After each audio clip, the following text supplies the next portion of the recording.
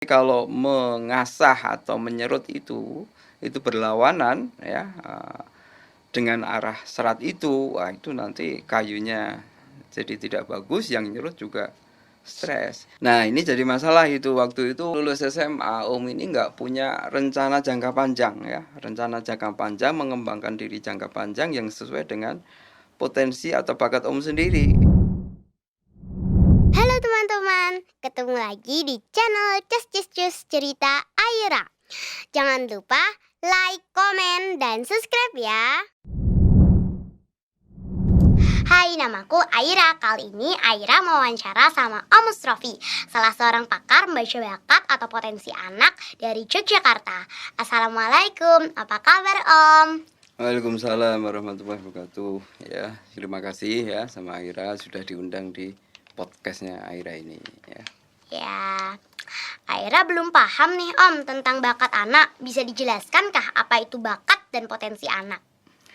Ya, jadi ada istilah bakat ya, saya tambahkan lagi ya, ada istilah bakat, ada istilah minat ya, ada istilah potensi ya. Nah, kalau potensi itu kan lebih luas, lebih banyak ya, misalnya potensi cara belajar, potensi cara memotivasi, potensi bakat ya dan sebagainya. Maka bakat itu bagian dari apa? Potensi ya kan.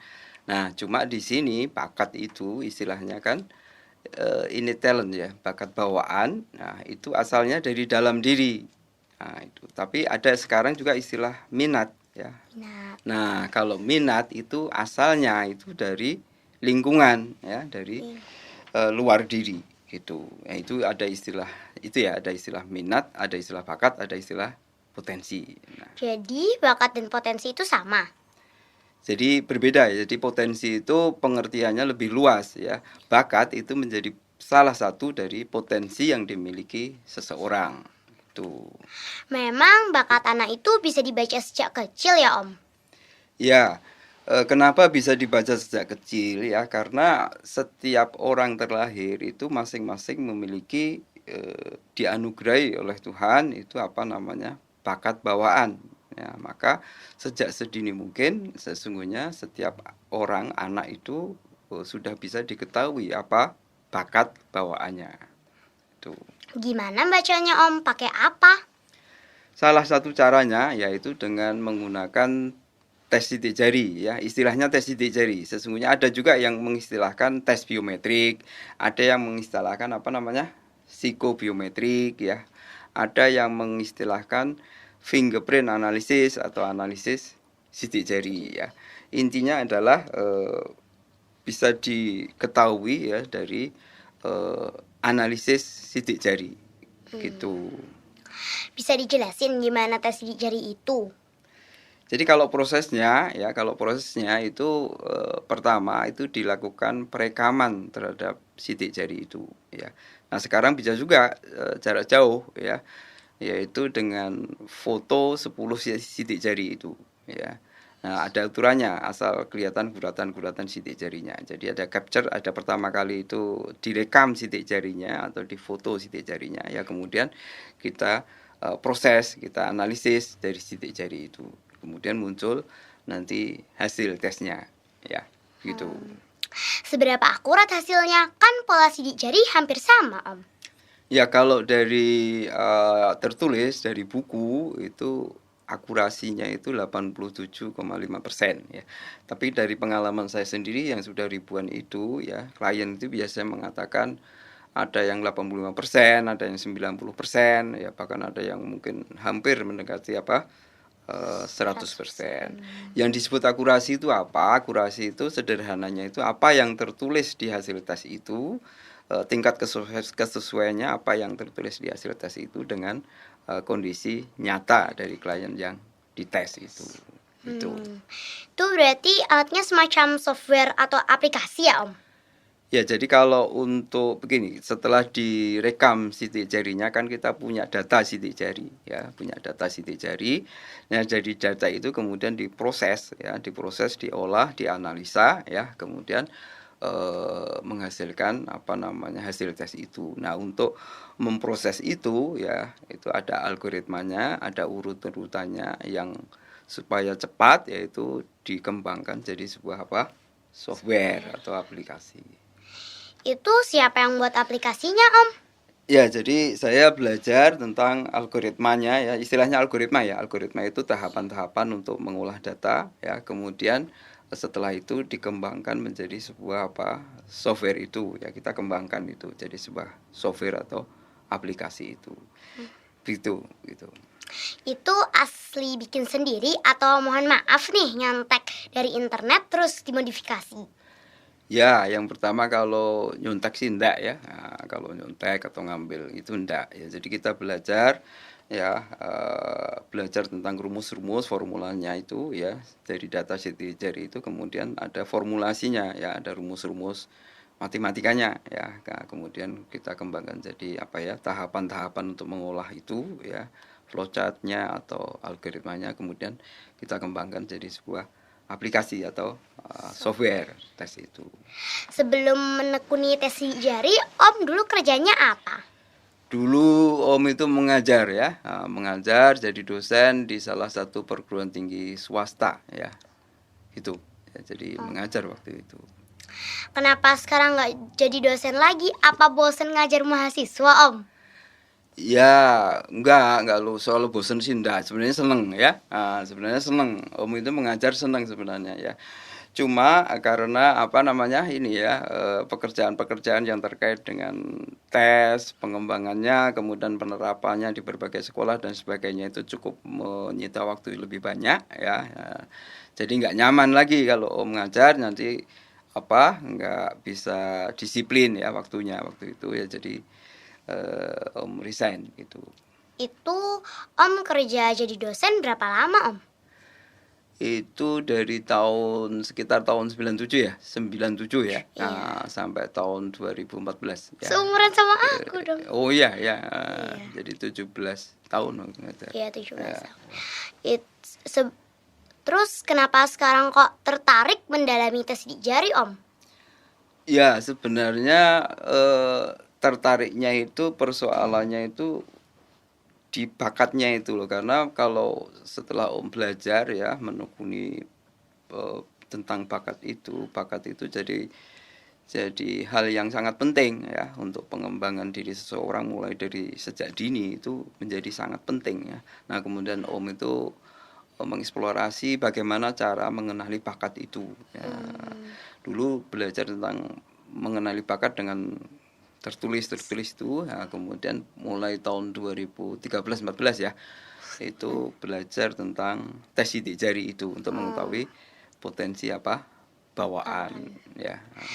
Apa manfaatnya, Om, buat anak? Terus apa manfaatnya buat orang tua? Oh ya, jadi begini ya, saya perlu anukan sedikit ya. Apa bedanya tes sidik jari itu dengan tes psikologi? Ini juga saya tambahkan, ini penting sekali informasi ini. Kalau tes psikologi atau psikometri itu untuk mengetahui potensi seseorang ya, itu yang sudah terkena faktor lingkungan ya kan. Nah, itu ada faktor-faktor lingkungan yang apa mempengaruhinya. Tapi kalau tes sidik jari ini untuk mengetahui apa istilahnya potensi bawaan ya. Karena yang ingin dikenali adalah potensi bawaan. Bawaan itu kan tidak berubah kan, ya kan? Tidak berubah namanya bawaan kan. Nah, bawaan itu tidak berubah ya, tidak dipengaruhi oleh faktor lingkungan. Nah, yang ingin dikenali dengan tes sidik jari ini potensi bawaan. Tapi kalau tes psikologi itu bawaan yang sudah kena lingkungan. Jadi sesungguhnya saling melengkapi ya antara tes apa psikologi dengan tes potensi bawaan itu. Terus kalau di tes sidik jari jadi ketahuan bakatnya, Om? Ya, jadi setelah dengan tes sidik jari itu sebenarnya nggak cuma bakat aja yang kita ketahui kan, ya kan? Kalau untuk anak siswa kita bisa ketahui 3 hal yang penting ya, yaitu cara belajar ya. Setiap anak itu memiliki cara belajar yang berbeda-beda ya, unik ya. Nah, itu kalau orang belajar sesuai dengan gaya belajarnya, maka anak itu akan merasa menikmati ya dan produktif pada saat belajar itu yang pertama. Jadi kita bisa mengetahui cara belajar. Kemudian yang kedua, cara memotivasi diri ya. Ada setiap anak itu juga berbeda-beda cara memotivasinya ya. Nah, kemudian yang ketiga baru apa? Bakat. Nah, bakat itu nanti kalau untuk anak kita yang paling penting ide karya ya, ada ide karya yang sesuai bakat atau aktivitas yang sesuai bakat. Kemudian yang kedua untuk kelanjutan pendidikan yang sesuai bakat. Begitu ya. Sejak kapan tes sidik jari ini ada, Om?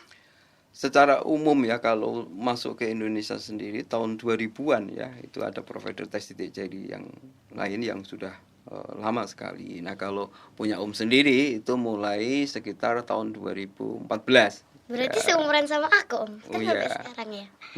Betul. Kalau tes sidik jari Om apa namanya? Nah, ini berubah ya dulu ya. Dulu namanya talent center ya, tapi karena pengucapannya itu agak susah ya, kita ubah jadi potensiku, kemudian kita ubah lagi jadi potensi ya, pakai potensi SEE ya. SEE. Ya. Sekarang sampai sekarang nih udah berapa orang yang dites pakai potensi tes sidik jari punya Om? Ya, kalau sejak tahun 2014-an sampai sekarang itu sekitar 15 ribuan lah yang Banyak sudah banget, tes. Ya, sudah banyak. Itu mulai dari anak-anak seusia PAUD, TK, SD, SMP, SMA, ada yang untuk karir juga yang sudah dewasa. Gitu. Gimana Om tanggapan orang-orang yang pernah tes sidik jari? Ya, jadi alhamdulillah selama ini tanggapannya itu positif ya. Jadi apa namanya, benar-benar merasa manfaatnya itu banyak gitu loh. Manfaatnya itu besar bagi klien itu besar. Itu kemudian yang kedua ya, mereka mengatakan, kalau saya tanya kira-kira akurasinya berapa ya, ada yang mengatakan 80%, 85%, ada yang mengatakan 90%, ya ada yang mengatakan wah ini udah ya seperti ini ya, sekitar mendekati 100% gitu. Potensi tes sidik jari ini apa bedanya dengan tes sidik jari yang lain? Kan banyak di luar sana juga ada tes sidik jari. Ya, jadi ada perbedaannya begini ya, kalau yang punya kita ini ya, ini yang pertama ya, ada 4 jenis ya, tes kita ini ya. Tes yang pertama untuk pra-PAUD, PAUD, TK, SD ya. Yang kedua untuk SD, SMP, untuk SMP, SMA, SMK ya. Kemudian yang ketiga untuk mahasiswa ke atas, karir ya, untuk karir yang sesuai potensi. Kemudian yang keempat itu wirausaha ya, wirausaha yang idenya dari bakat gitu. Jadi ada 4 jenis. Yang itu yang pertama, yang perbedaan yang punya kita yang pertama itu. Jadi relevan, jadi yang dites itu pada usia berapa, tingkat pendidikan berapa, kita bisa menyesuaikan hasil tesnya itu. Itu yang pertama. Yang kedua, hasil tes ini di uraiannya ya, di uraian hasil tes ini ada saran-saran, ada kalimat-kalimat ya, bagaimana dengan cara mudah untuk mengimplementasikan ya, menerapkan hasil tes itu dalam kehidupan sehari-hari. Itu Penting nggak sih setiap anak dites bakatnya Om? ya, itu sangat penting ya, itu sangat penting ya. Nah, begini, mengembangkan diri mulai dari anak ya, itu seperti menyerut kayu ya. Aira tahu nggak menyerut kayu itu? Iya, diserut perlahan. Ya, dihaluskan kayu itu Iya. kan. Nah, yang pertama kali orang kalau menghaluskan ya, pakai ini mata pisau itu, kayu itu yang pertama kali dilihat apanya? Kan seratnya kan. Iya. Nah, arah seratnya bagaimana? Oh, arah seratnya ke sana, ke timur ya, kita harus sesuaikan dengan timur arah juga. serat itu.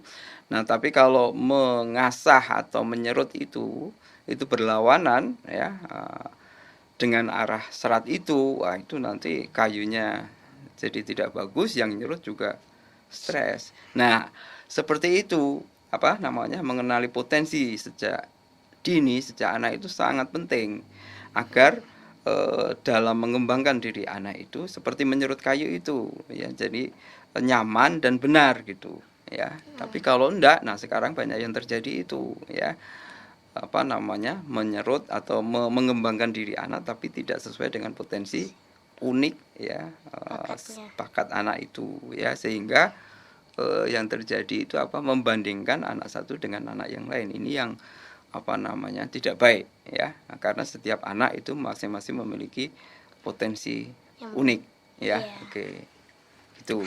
Dengar-dengar nih ya Om, sejak SD sampai SMA prestasinya selalu juara kelas. Gimana sih Om caranya Aira jadi pengen juga juara kelas? Ya, alhamdulillah ya, alhamdulillah. Yang paling penting itu bisa menikmati ya, belajar itu dinikmati ya. Tapi, Kita bisa tapi kan menikmati. kalau pelajarannya susah nggak bisa dinikmati Om. Ya, kalau pelajarannya susah, waktu itu Om itu punya kakak kelas yang tempat untuk bertanya, ya itu juga penting juga ya. Gitu aja sesungguhnya caranya. Ya. Setelah lulus SMA, Om kuliah di mana? Setelah lulus itu Om kuliah di Teknik Industri ITB ya, di ITB itu waktu itu. Ya. Itu sesuai keinginan atau cita-cita Om nggak? Nah, ini jadi masalah itu waktu itu lulus SMA Om ini nggak punya rencana jangka panjang ya, rencana jangka panjang mengembangkan diri jangka panjang yang sesuai dengan potensi atau bakat Om sendiri ya kan. Jadi acak itu milihnya itu. Kenapa Om ini memilih teknik industri gitu? Itu juga sesungguhnya tidak berdasarkan bakat Om. Nah, Pak Om ini merasakan gitu ya. Nah, makanya sekarang supaya anak-anak itu siswa mulai dari PAUD, TK, SD, SMA itu dikenali dulu apa bakatnya sehingga dia bisa memiliki rencana jangka panjang bagaimana pengembangan dirinya, bagaimana apa karyanya, kemudian kelanjutan pendidikannya jurusan apa gitu. Itu yang sangat penting ya. Om bisa berbagi tips gimana caranya belajar hingga bisa mendapatkan sukses di sekolah? Ya, yang paling penting adalah belajar itu harus dinikmati ya. Nah, untuk bisa menikmati belajar, nah ini penting sekali. Seorang siswa itu harus menyesuaikan diri dengan cara unik dia belajar. Gaya belajarnya apa ya? Gaya belajarnya apa, kemudian dia belajar sesuai dengan gaya belajar itu. Itu akan enjoy, kalau belajarnya itu akan enjoy dan produktif gitu. Nah, cara mengenali gaya belajar itu ada beragam, ada tes tertulis. Nah, salah satunya pakai tes sidik jari itu. Banyak itu klien-klien Om itu yang merasakan itu ketika seseorang belajar sesuai hasil tes itu prestasi akademiknya itu menjadi naik. Kenapa begitu? Karena saat belajar itu merasa menikmati. Sebagai contoh misalnya ya, kalau Aira ini ingat ya, itu salah satu gaya belajarnya itu visual text. Kalau visual text itu membaca teks, ya kan? Membaca teks itu nggak masalah kan, Aira kan? Enggak sih. Nah, tapi ada yang gaya belajarnya itu kinestetik gerak. Itu kalau membaca teks lebih dari 10-20 menit itu rasanya udah bosen. Nah, ini makanya harus tahu cara menyiasati dirinya. Oh, kalau saya kinestetik gerak, maka saya kaki-kaki saya banyak gerak, atau kalau udah bosen gerak-gerak jalan dulu balik lagi gitu. Nah, itu caranya supaya seorang anak itu bisa menikmati dalam belajar. Itu yang paling penting itu ya. Maka harus tahu, itu harus ya, benar-benar harus tahu ya. Harus tahu cara belajarnya itu bagaimana ya. Sehingga nanti gini, saya tambahkan lagi, seorang guru atau orang tua yang misalnya putranya masih PAUD, TK, SD, itu jadi tahu nanti, oh ini anak ini cara belajarnya seperti ini ya, maka cara mengajar saya seperti ini. Anak nanti diajarin untuk belajar sesuai gaya belajarnya. Kalau untuk anak SD kelas 6, kelas 5, 6, SMP, SMA itu bisa menyiasati sendiri nanti dari hasil tes itu. Oh, caraku belajar seperti ini. Itu yang paling penting itu. Jadi sekali lagi, supaya prestasi belajarnya bagus itu belajar sesuai dengan gaya belajar, supaya dalam belajar itu merasa menikmati atau enjoy dan gampang produktif ya, gitu ya. Terima kasih ya Om sudah berkenan datang dan berbagi ilmu. Semoga ilmu yang Om share bermanfaat buat teman-teman. Doain Aira dan teman-teman ya, biar sukses seperti Om, bisa selalu juara kelas. Amin ya. Wassalamualaikum warahmatullahi wabarakatuh. Teman-teman jangan lupa tonton terus channel Cerita Aira. Simak ceritanya, ambil ilmunya. Yuk kita belajar bareng biar bisa jadi pribadi sukses seperti mereka. Halo teman-teman, jangan lupa like, komen, dan subscribe ya.